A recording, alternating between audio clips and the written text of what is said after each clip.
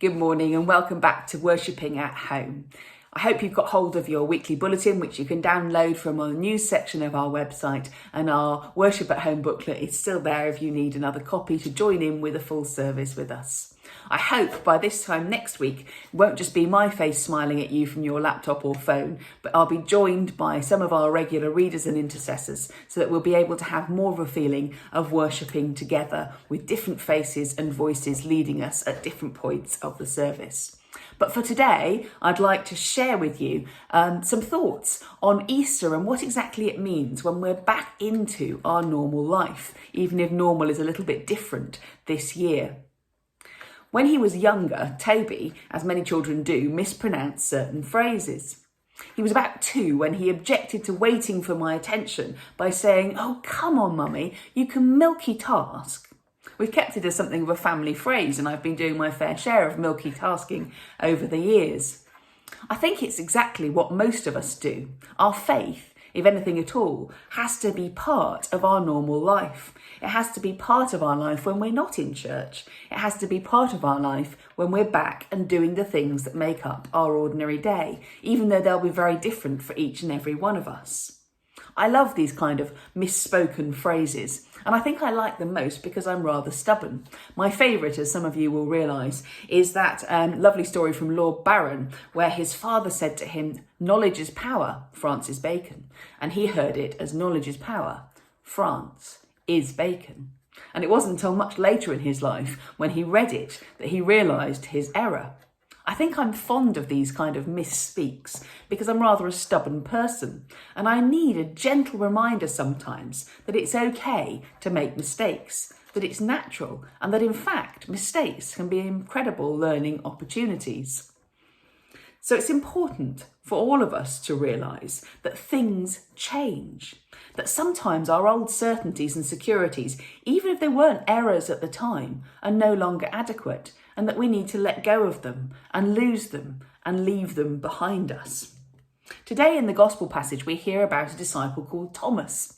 He's known through history as Doubting Thomas, which seems a little bit unfair to me, actually. He isn't there when the risen Jesus appears to all the other disciples. And so, quite understandably, he says, "I'm not going to believe it unless I can see it with my own eyes." It is, after all, quite an unbelievable thing. If Jesus has risen, as the other disciples are trying to convince him, then it means, as I once heard Easter described, that God is out of the box now. No longer is he something that you encounter in the temple through the worship of the priests. No longer does he belong to just one faith group, which you might or might not be born into. And no longer is death the end. This is a risen person, the first fruits of all that is to come. Easter means that all of the rules have changed. And Thomas needs a moment to adjust to that new reality. His understanding is stuck. It hasn't moved on yet. And that's because he's lived with it for quite a long time. But when Jesus comes to Thomas, he uses exactly the same words as he uses with all of the other disciples at the beginning of the passage. He says, "Peace be with you." Now, as Christians, that's a phrase that we often use in the middle of our worship, turning to our neighbours and friends and saying, "Peace be with you," and hearing the reply, "and also with you," often with a nice polite handshake in a very Anglican fashion. But in much of the world, it's a greeting that's used in a daily basis. Assalamu alaikum, we might hear people say, greeting each other, wishing them peace. Or in Hebrew, Shalom Aleichem, which is still used in the places where Jesus himself walked in Israel. Peace be with you.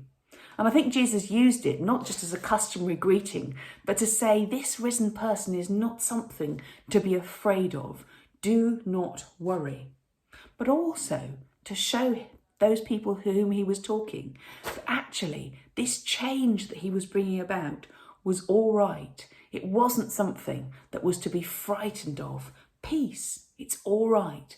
Everything will be well. In fact, I'm going to give to you a peace which the world cannot give, something far, far beyond your imaginings. But we can only get that peace if we choose to seek it.